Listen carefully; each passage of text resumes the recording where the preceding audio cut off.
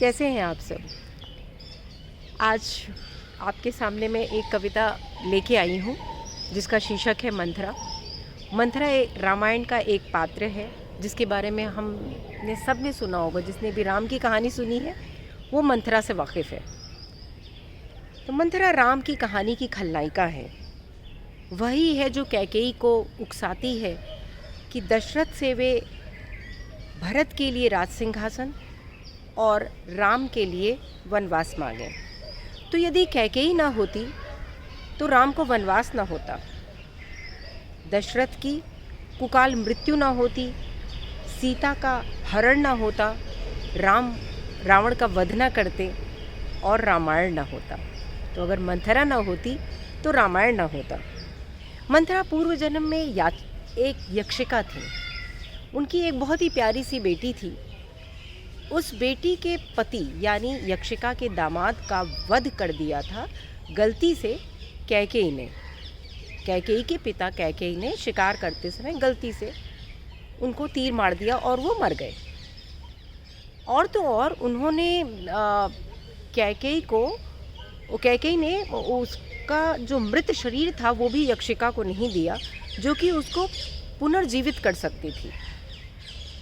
उसी यक्षिका ने मंथरा बनकर जन्म लिया और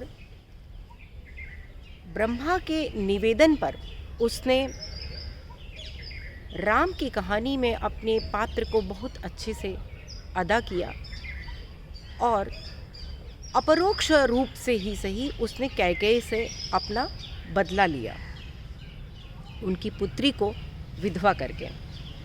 क्योंकि कैकेयी ने उसकी पुत्री को विधवा किया था, तो उसने भी कैकेयी की पुत्री को विधवा किया। तो सच है, नियति और काल की इस महाक्रीड़ा में हम सब पवित्र पापी हैं। काला सफ़ेद कुछ भी नहीं है। हम सब के अंदर राम और रावण दोनों हैं।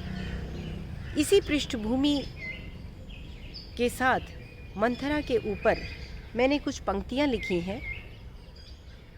तो प्रस्तुत है आपके सामने मंथरा की कहानी, मंथरा की ज़ुबानी।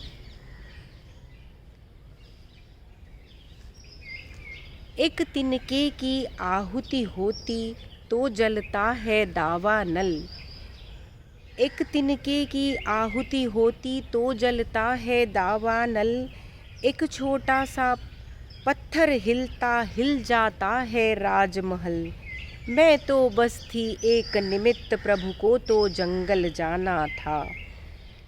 चयन हुआ था मेरा क्योंकि कैकेयी से प्रतिशोध चुकाना था। जिसने हतमम जामा था, सुहाग पुत्री का उजाड़ा था। जिस नगर में थी आई मैं बन कैकेयी की दासी, समृद्धि का द्वीप था वह, मध्य अभावों के सागर। जब जलते थे घृत दीप वहाँ, वो अंधियारे में पानी भरता था। अंधे माँ बाप का नयन श्रवण, तीर विलास के खाता था। मैं तो बस थी एक निमित्त, प्रभु को तो जंगल जाना था। चक्र नियति का नहीं छोड़ता, मिट्टी में दर्प मिला देता। हो चाहे कैकेयी या दशरथ, सबको चने चबवा देता। दोनों को थी आह लगी दुखियारे परिवारों की, कैसे फिर वो पलक मूंदता। तीनों लोकों का स्वामी थी रघुकुल की आत्मलिप्ति, उस पर रावण का घोर घमंड। शेष नाग को हिला गया, सोते विष्णु को उठा गया।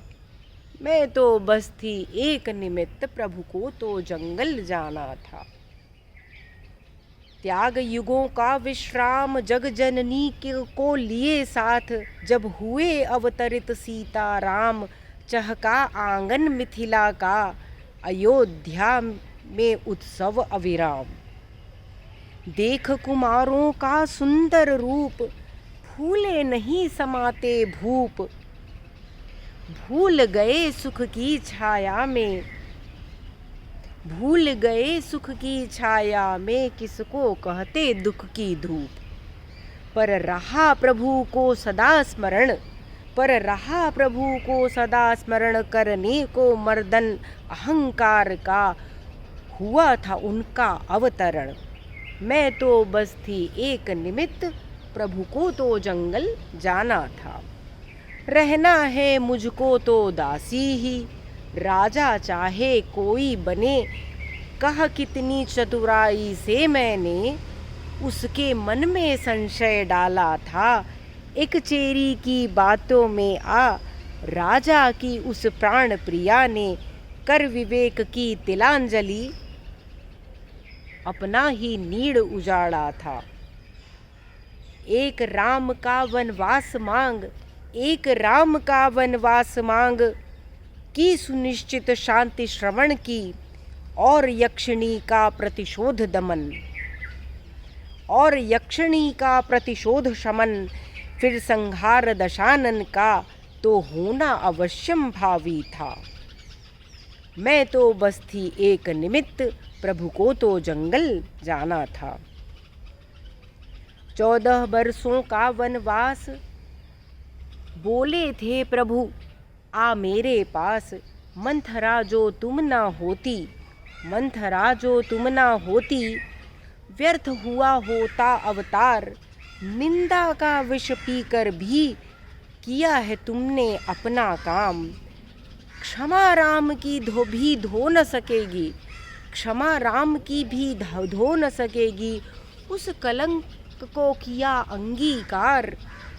जब जब होती है हानि धर्म की, जब जब होती है हानि धर्म की, राम को आना ही पड़ता है।